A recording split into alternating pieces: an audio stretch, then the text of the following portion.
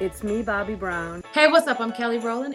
Hi, this is Chelsea Clinton, and you're listening to me on That Total Mom Sense.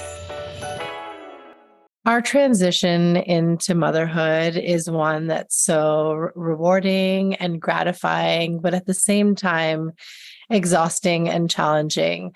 And the woman I have on the show today is someone who I'm lucky to call a dear friend, fast friend, and she has galvanized an entire community where she's encouraging us that taking a pause, taking that career break, taking that moment to really embrace whatever phase of life you are in for yourself and for your family is welcome. I am so excited to have her on to shed her light. Her name is Neha Ruch, and she is the founder of Mother Untitled. Neha, thanks for joining me on That's Total Mom Sense. Oh, what a beautiful introduction. Thank you, Kanika. Oh, yeah, of course. It was from the heart. And I can't wait to have the audience learn more about you. You know, there's already this Venn diagram, and so many members of our communities overlap. So they already know exactly who I'm talking to and love Mother Untitled and the inspirational quotes that you post on Instagram already. I look forward to them all the time. They gave me such validation and agency to do what I'm doing. But yeah, to have you on is a real treat. So tell us from the beginning about, who young Neha was as a child. And did you always kind of tread your own path and not follow the crowd? I'm so glad you asked that question, because I do think a lot of the wisdom that I bring to building Mother Untitled and sharing the messages that I share do go back to my youth. And I think you and I share this in common, but I am a first-generation immigrant family. We were living in a small town outside of Boston. I had a really wonderful childhood. I'm not going to say that I did not. I had the privilege of two wonderful, loving, present parents. And, I was definitely navigating being one of the only children of color in an all-white town. And I think that actually, quite to the contrary of your question, I spent a lot of time trying to fit.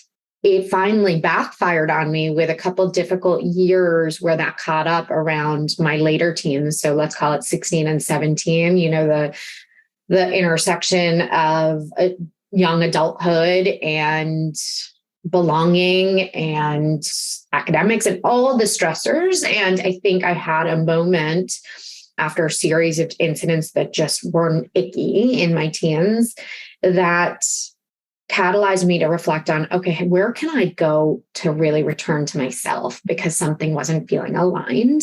It was the morning of my high school graduation, and I came downstairs and I said, I need to not keep going on this path because it's not working. I said to my parents, and I don't know where this came from, but it was an inner knowing that I wanted to go back to India for a period of time. And I took a gap year well before gap years were really a thing.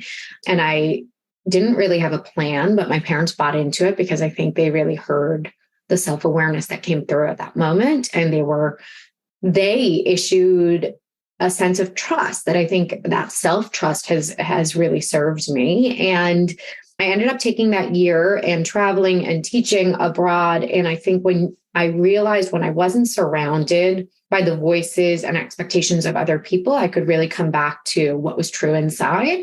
And that has ultimately become the thesis, obviously, for the work I do now in igniting confidence and clarity around career pauses, because I think that was my first experience with parting with the path and realizing that in a way it returns you to yourself so that you can reorient and go in the right direction. And I did end up coming back to the States and building a much more confident trajectory. And that trajectory was in digital advertising and digital strategy. And that was my career. And I really enjoyed that until, late in my 20s, where I realized I wasn't subscribing to a lot of what was expected anymore. It didn't feel good or right to play the political games that often go with senior levels in the workplace. And that was where I took my next pause, and I went to business school. I don't know if you can call that a pause, but I knew it was a deviation from the path. And I experienced that same reset, surrounding myself with smart people, coming back to what was important. And so I had sort of a series, both in my early childhood and in my career, of realizing that actually when you take a step away from the linear, it can actually get you back to where you need to be. That's so beautiful. I love that you embrace the pauses at every kind of juncture in your life and thought, okay, this is fine. I'll be fine. Now, your motherhood journey, can you tell us a little bit about that, especially since you were an only child and now you have two children that you and your husband are raising? Kind of going back to 2016, right when I was describing having just graduated business school, I took a position running brand at an early stage tech startup. Everything felt good, but I was clearly longing for something. And then I had my son. It was quite clear what it was I was looking for, because I think there was a peace and a purpose that I found in him. And I'm not going to sit there and tell you that it was like rose-colored lenses and like I was sleeping and I was having like a beautiful breastfeeding journey. Like those challenges existed. I was not sleeping, and I was, obviously certain things like nursing didn't come naturally. However, I can crystallize for you this moment where I was rocking in his rocking chair in the quiet of the night. And I felt like so much of the noise that had collected again, those sort of voices that felt anxiety inducing, or like I was trying to fit again, that reminiscent of what I described in high school, all of that I had been sort of accumulating again in the workforce just melted away. And here I was sitting with this one little person who didn't want me to be anything besides what I was. And I think that piece is something that I wanted to lean into. And I ended up downshifting my career into consulting for a period of time before fully pausing. But I really enjoyed those early years of figuring out who I was as a parent. I enjoyed figuring out what I enjoyed to play, what he enjoyed to play, how we were building our social circuit together, how new relationships were forming, how new perspectives were forming. I think it was a great reset on ego. And then, like you described, I had my second child. And I think that was a really humbling experience, because where the first experience was very peace-giving, the second really upended my sense of order. And I really found myself dissecting all the hours I was spending, making sure I was spending the equal amounts of time. And I was trying to really create a sense of control where I didn't have one. And it was a real lesson in trusting the evolution and making the best right decision for right now, and knowing that all the feelings were temporary. And I think motherhood has been in that way just a series of lessons, a series of humbling lessons that I think are giving me a lot of perspective now as I transition back to more work again. Yes. Oh, that's wonderful. And what was the dynamic like between, you and your husband and your village? I think marriage and co-parenting was the single biggest transition for me in the first time around. I think that, while I think caring for a child came somewhat naturally, bringing other people on board and asking for help and figuring out how to let in other people in this journey that felt very much me and my child was another part of this, right? And I think it took my husband and I about a year after I had Bodhi, my first son, to really gain our footing. And I think the best thing I did was let him. I remember I went on a girls' trip in October of that year with my girlfriends from home. I left for 2 days. I fought every urge to write out the routines and label the purees. And I just said, God bless, enjoy. And I think it really cultivated for him a sense of understanding of the scope of work that goes into the day-to-day of parenthood. It really fostered for him an appreciation for all those routines that he thought were nutty. And meanwhile, it cultivated for me a trust that other people can do this too. It's not just on me. And actually, our child is better for it. letting my husband in more gave me permission to let in other people, realizing that our children are actually well served to have other personalities, other caretaking styles, other stimulus in their life. And as much as we want to curate this perfect little cocoon, or at least I did, where, we had art in the morning and we did that 8 at exactly 5:00. And actually, like, it breeds like a great level of flexibility and a multidimensional little human when we let in those other people. And so I actually think that that one experience was so catalytic in inviting in more of our grandparents. We're lucky to have both sets of grandparents living and well and wanting to help, which is like a rare combination of things. We've had the privilege to be able to bring in babysitters for 2 days a week. In the beginning, when I transitioned to 2 children, I had a mother's helper for 4 days a week. That was a really interesting shift to, figure out like, okay, let's reevaluate what we need to help serve our whole mental health. And I think now we're back to a place, as both my children are school aged, to babysitter a couple afternoons a week, but it's been constant recalibrating on what keeps our whole system well, what keeps our children thriving, and knowing that our children are best served when we are well and healthy and when they feel loved. And that love can come from a lot of different places, and it's better if it does. Yes. Oh, 100%. Something that, my husband Sunil and I talk about a lot is making sure that we're aligned, and all of us in the household are a team. So it's not just my job to unload the dishwasher. It's kids can do it too. So I think that's one thing. And then the other is about being on the same page with each other. And though we have very, very different parenting styles, we're very conscious about how there should not be a good cop, bad cop, because then our kids are going to know that one parent is the disciplinarian, and then you just go to the other one when you need to be placated. And it's like pitting 2 people against each other. And I think, in generations past, like, I feel like there was really not much thought into it. It was like anything goes. But now we are more mindful about that. Is that something that you two do? That it's like, we have our different styles. Yeah, he doesn't have to follow a schedule, but the alignment is key. Yes. And I think it's always a work in progress. I wish it was this like one family meeting we had once a year and that was it. I think parenting a now 7.5 and almost 5-year-old is a very different experience than 2 babies, right? Like, I think now we are having those conversations about, and I'll give you the example of our biggest friction point is around independence. And like, how much do we do for our children versus how much do we step away and really challenge them to do it on their own? And we both want the same thing. And I think coming back to that over and over again, and also separating the conversation from the moment.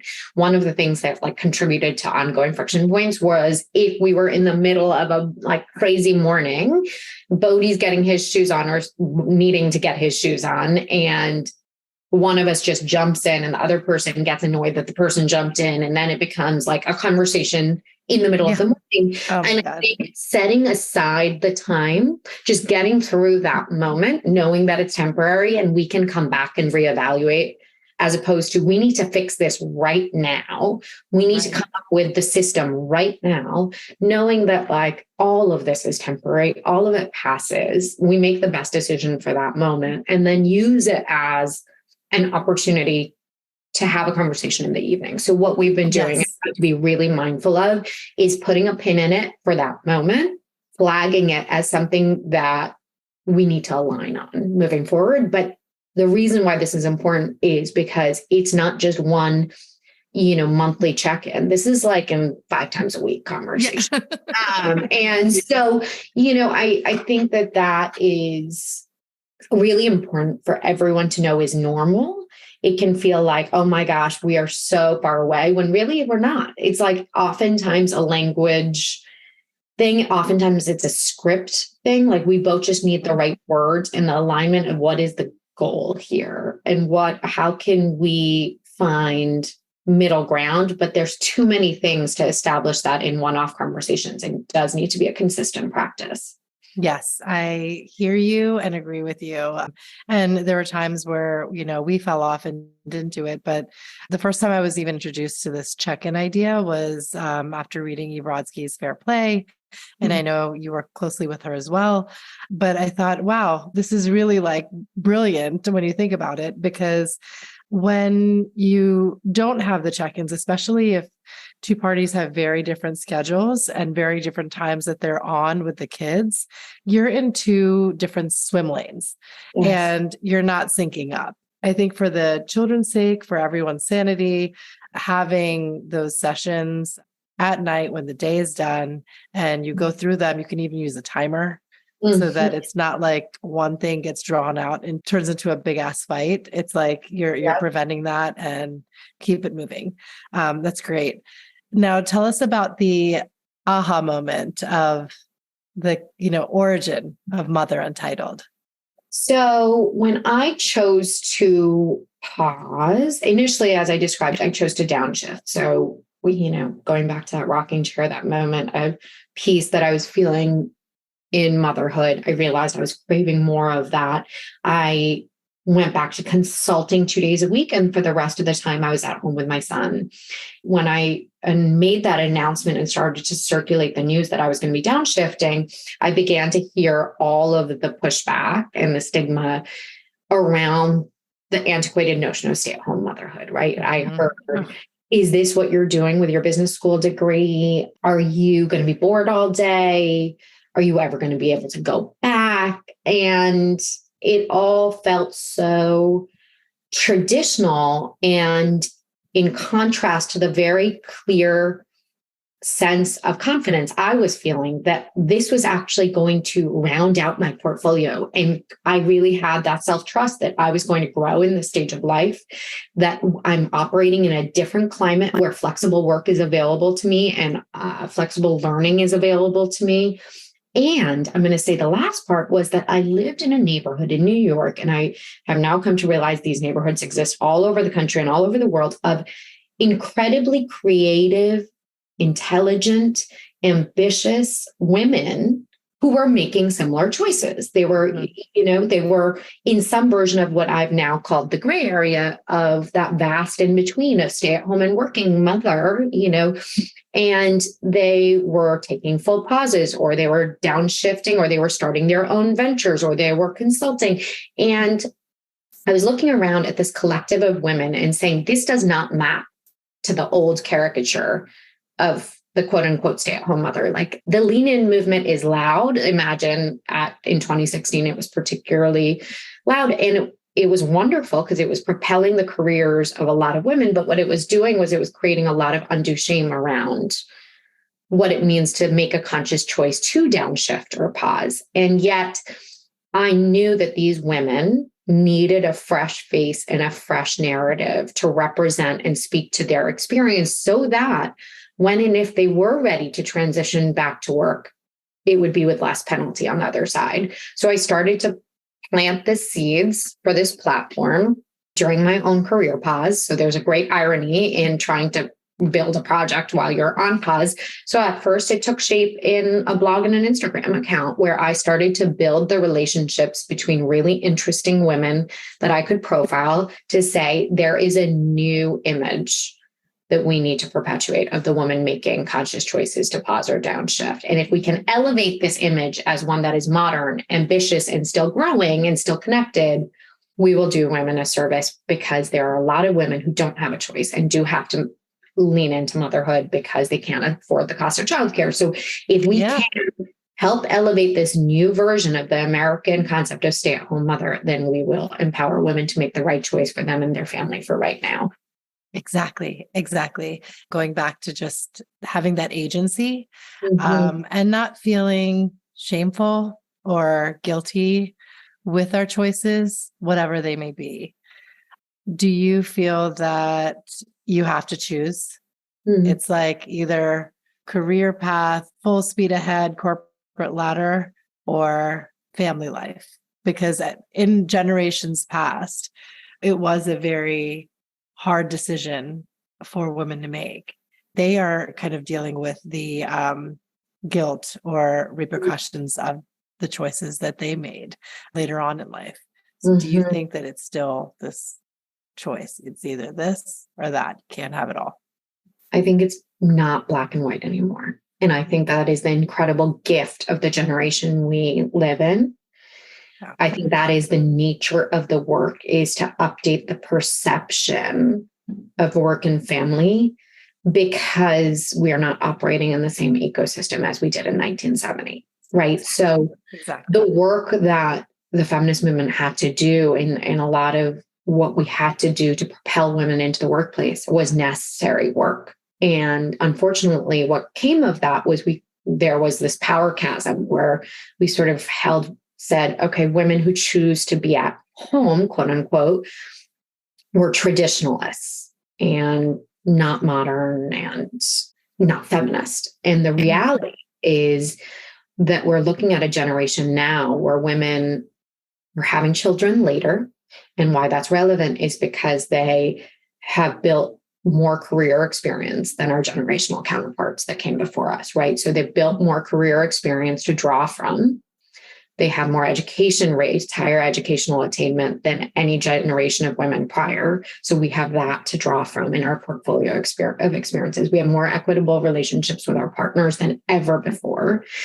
And if we make a choice to pause, downshift, or stay, we have more power to be able to stay connected to the workforce because of flexible work, right? And so the digital ecosystem affords us the ability to build small businesses. It affords us ability to keep growing and keep our certifications valid if we take 2 years to pause. It allows us digital learning if we use the time to explore a new path. We have a huge flexible work marketplace that has boomed in recent years, which allows us to keep our hand in the game in some way so that we are able to transition back eventually. And so in terms of binary choices, we are no longer counting ourselves out if we choose to pause or downshift. We're saying it is a conscious pause or downshift, and we will transition back because we have the opportunities to keep ourselves relevant and connected. And those opportunities didn't exist for the generations that came prior, right? And because of that, it was more black and white. Right. And now we can honestly say it is a much more long game. We have portfolios of academic and career experiences that then, combined with our digital learning opportunities or creation opportunities or our volunteering opportunities during time away from the traditional workforce, can be combined so that we can go back. I love that you celebrate this. You have a whole segment to Mother Untitled called The Gray Area. Mm-hmm. And it's just, it resonates so well because that's exactly the world that we're in. And fortunately, so. Yes. And I would say you live it, which is, and I think this is where you're getting to as well, which is, yes, there's this one part of the narrative, which is if you choose to pause or downshift, you can stay connected and you can, it's a choice for right now, but you can reevaluate and recalibrate. There's this other side where there is a vast in between. And there is much more negotiating power women have to negotiate flexible work arrangements that serve them and their families within the traditional workplace. For a lot of women who don't have the capacity to be able to take a full career pause, whether that's financially or because their industry doesn't allow for career breaks in the same way, there is so much more resource and support for negotiating flexible work arrangements than ever before. I think that middle ground is so fertile for women or men to be able to say, I can't step away completely, but I can negotiate 4 days, or I can negotiate a hybrid schedule, or I can step away into a consulting or contract position to give me more boundaries around my work. And that middle ground, I think, has a huge opportunity of also creating a world where, because it's not black and white, women or men don't have to make one choice. They can downshift or dial up behind the scenes and make the right choice for them and their families in the moment. Exactly. And they can choose to take risks. You and I attended Mom 2.0 recently, and their whole MO is to get together those who are in media, marketers, moms. And So many of them are influencers, or it started out as bloggers. I led a whole panel on podcasts. When I said, show of hands, how many of you have a podcast? Everyone raised their hand. And it was just phenomenal to see. So many of us have actually taken on brand new fields, used our skill sets, whether it's in journalism or media or digital strategy or branding, whatever it may be, and start something brand new. And I think that's really liberating. There's so many female founders and mom-owned businesses. It makes my heart sing. I love to see it. Yes. And I think that one of the most powerful stats about career pauses is that 65% don't return to the field that they were in before. Yes. Okay. And I think that that's so interesting because it validates this idea of when you're in this stage of slowing down and tuning out the noise, you can really focus on what's true to you right now and what is meaningful work that works alongside motherhood. And I think that's one of the things that motherhood gives you is this perspective on what is the most important thing. And if you're going to be spending your time outside of the home, what do you want to be spending that time on? Right. And I think it really raises the bar in a significant way. So you do see a lot more female founders or females working for themselves because I think that bar is so high. I want to go into just some of the offerings that Mother Untitled has. I love the articles and features and the fact that you have this entire collective. So you're getting a diverse backgrounds and perspectives from the writers. But just to give you some examples, there is a latest article, breaking up with a friend when your kids don't get along, or 10 moms on what they love most about stay-at-home motherhood. And then even articles for kind of building up yourself and creating that safe space for yourself. If you are taking that career pause and are leaning into family life more, how do you come up with topics and then the writers who are most relevant to speak about them? All of it. It's just really, really a robust platform that you've created. My background in consumer insight is still the thing that I draw on the most. I love listening to where women are right now. So I often ask, where are you in the gray area to our community online? Because I think it's so interesting to me to understand where they are and what they're looking for. So we have about 50% that are like fully in the pause, like preparing for or embracing the pause. And so when I think about content that serves that woman, it's often gleaned from questions I get in DMs, calls I'll take with women in our community just to better understand what's on their minds. And so oftentimes they're reconciling with identity or budgeting or creating equitable relationships with their partnerships. Data helps us tremendously in understanding what content performs. So we'll often stay consistent with the content that performs. Marriage is always like this, yeah. Whether you're working out of the home or in the home or somewhere in between, figuring out, communicating your value, asking for help, navigating equitable households are always like evergreen topics. And then the other side of the community is about 30% consulting or part-time work, 20% running their own businesses. So we try and always have the filter with our content of how can we support her in figuring out her time management, figuring out prioritization, figuring out like resources for returning to work and negotiating their flexible schedules.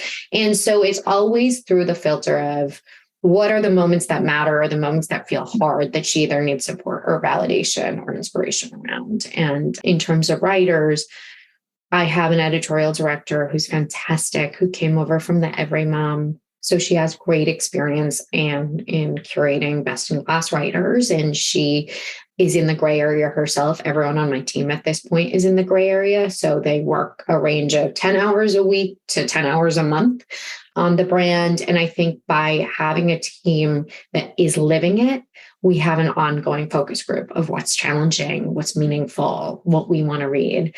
And then the other side of the business is the resources, which are in the process of getting built out. But the one that is probably the most relevant to our community is the Flex Jobs Board.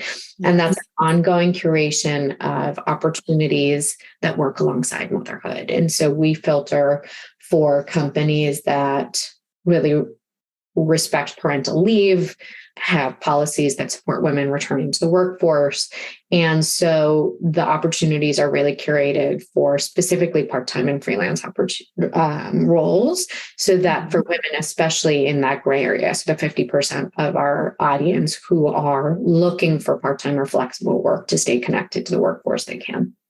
That's incredible. I love that. You're just, providing support in a myriad of ways. And, as a member of your community, we love you for it.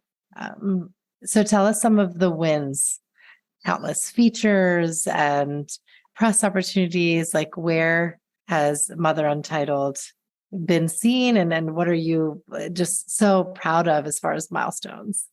In terms of being seen, I will say it is an exciting moment this year to watch the media, mainstream media, start to respond to this content. For a long time, as I was planting the seeds for it, I think it almost felt like an uphill battle till 2021. I think it felt like I knew I could see this moment in culture where we were going to have to re-examine work and family. I was coming off the Lean In movement out of business school, where that was the rallying cry.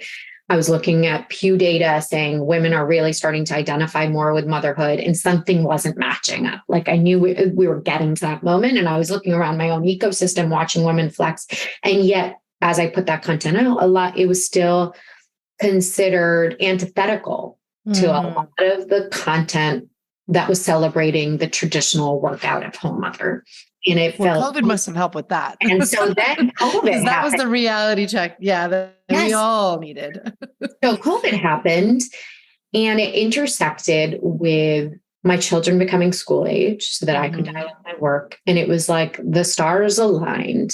And I said, I'm going to grow this, and culture is ready for it. So in terms of the wins, yes, when I do an op-ed in Romper, I had a really exciting one about how stay-at-home and working mothers have a lot more in common, and why we need to reach across the imaginary chasms that separate us and support one another.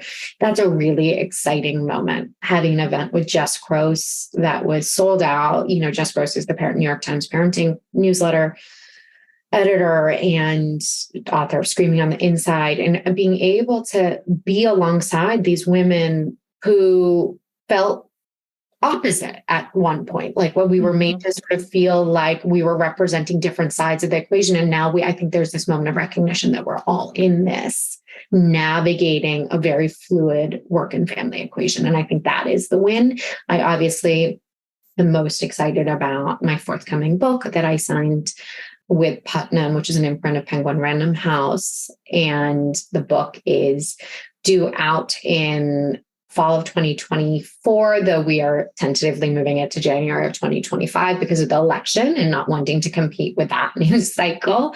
But, I think the exciting part about that is it's a reminder to me to trust the timing, because I've wanted to write this book. It's called The Power Pause, and it's both a cultural call to action to re-examine career pauses and recognize them for really meaningful moments to reorient and redirect, and as well as a guide for women to walk through this stage of life with more confidence and clarity, and then come unlock the potential on the other side. And I wanted to write this book for years, like before, when I started the platform. But if I tried to put this book out in 2017, I wasn't ready for it personally, and culture wasn't ready for it. Right. And so this book could have only sold this year, and my personal life was only ready for it this year. And so I like to see that as not just a win because I signed in a book deal, but a win because it validated this journey and how everything ended up making sense. Oh my gosh, that's just phenomenal. I love it. Yes, absolutely. You have to just trust the universe and realize that there is a timing for things and a greater need. And that's what we were waiting for. Just the need needed to catch up. Need has such widespread ripple effects on men and women in being able to elevate the role of family life, right? Yes. as I'm talking about this book, and I talk about it as a guide for women stepping into career breaks, there are a rising rate of men who are choosing to pause or downshift family life. I think the number has grown 8% since 2021, which for men is a significant leap that has exceeded any year prior. And, when men start to reevaluate and say out loud, we're recalibrating, as sad as this is to say, everyone starts to pay attention. And so we are at a wonderful moment where we're starting to elevate family life as part of our larger life journey, and careers is just one part. Yes. Yes. Can you highlight some of the experts and public figures that you've had on? One that we share is Shannon Watts. So we'll start with her and Moms Demand Action in Every Town and the fundraiser you did behind that. Like, you just, when you kind of profile someone or feature someone, you're all in to whatever they're building and their community. And I love that about you.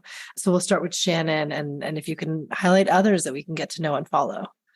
So that's so funny you say that, because I was looking at you and thinking what a skill you have at being genuinely enthusiastic about what the person across the screen is building. And that really is a gift. Shannon Watts is an incredible example because she was a home parent. And for 5 years, she was in a career break from a career in communications. And then she ended up obviously hearing the news of the Sandy Hook tragedy while folding laundry. She heard that call that, wait a second, I can be doing something about this. And it lit her up. And she looked for that sign, and she was open to that sign that she was ready to get back involved in something that was so big. And she started a Facebook page and to rally women around this organization. And lo and behold, now Moms Demand, as you know, is the largest grassroots organization fighting gun violence. And I elevate stories like Shannon Watts because it's a reminder to women that nonlinear paths can be powerful, that career pauses can allow you the room to wake up to the other things that are meaningful and wake you up in the middle of the night because you care so much about it. And that was obviously the experience Shannon had. And I encourage everyone on pauses to look for those signs, look for the things that keep you up at night, because that is often the thing that warrants your energy and attention on the other side of your time away. Jessica Malati Rivera, I had a conversation with just yesterday. So she's an epidemiologist who, similar to Shannon, heard the call to action during COVID. She was on Twitter, and The Atlantic posted a tweet asking for volunteers. And she ended up getting involved and becoming the senior most communications lead for the COVID tracking project. That was a completely volunteer effort. She ended up building her Instagram channel around the same time to really break down complex science topics for Americans so that we can have greater education as we navigate public health and public health policy. And both Shannon and Jessica are great examples of staying open to the call of what's interesting, where their old skill set can come in handy, how they can get involved, but also the power of volunteerism. And volunteering for women is an incredible opportunity. It is often belittled. I've seen tremendous examples. I use the example of Nancy Pelosi often, where her volunteering on the PTA while her children were in school was the breeding ground of her leadership training, as well as the connections that led her to that congressional seat, which obviously led her to the career in politics she had. So I love highlighting women because I think we do need a more nonlinear portrait of the success stories among women. And I think that when we hear them, we take comfort in where we are and in the pauses, the shifts, and the detours. Absolutely. And now, on a personal note, what has been a mom sense moment that you look back on with a smile, a moment that you trusted your sixth sense and, the outcome was favorable because of it? I think when I transitioned to 2 children, I was so caught up in the anxiety around spending time with both children and spending equal amounts of time with both children. And I think that understanding and giving myself permission to let go of that equation was a gift.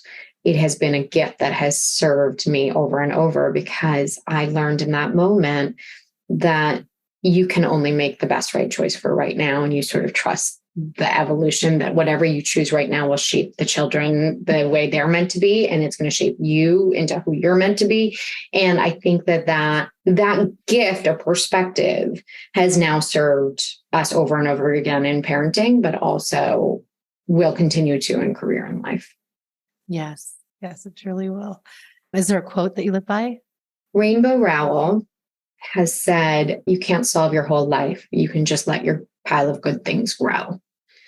And I love that, because I think so often we're trying to we have this existential view on life where sometimes it's just about being right in the moment and looking for the good things and noticing them and looking to add more where you can. And where can, my audience follow you and support you? All the things. Well, I'd love you to follow on Mother Untitled. I think it's a powerful mission to rebrand what it means to take career pauses and downshifts. And then if you can sign up for our newsletter, we are going to be calling on everyone to help really activate the movement to pre-order the book next year, to tell them that this is an important conversation to pay attention to. Oh my gosh, of course. I am so, so excited for you. And we'll have you on again after the book releases so we can really dig into it. It's just such a deserving milestone for this cause that you've taken up. It's so much bigger than you, Neha, and I want you to know that. Thank you. Thank you. I do believe that. Thank you so much for being on. Oh, happy to. Thank you for listening to my episode with my dear friend and soul sister, Neha Ruch. Check out Mother Untitled's website, motheruntitled.com. She has content to support women in phases from preparing to pause to returning to the workforce. Follow her on Instagram, where she shares daily reframes and hosts MU Pep Talks, and subscribe to her newsletter. It's one I read through and through and has topics like real families share how they cover the gaps in childcare, to what to do when you dread playtime with your child, to how to focus on micro pleasures to strengthen your relationship. Neha's book releases in 2024, so keep a lookout for that. You can follow me at Kanika Chadda Gupta and my website, that's totalmomsense.com, and on YouTube and all the podcast players, just type in That's Total Mom Sense. And definitely subscribe, rate, and review. It's an honor to have you part of my community. Always trust your mom sense and dad sense. Stay strong, super parents. I'll see you next time.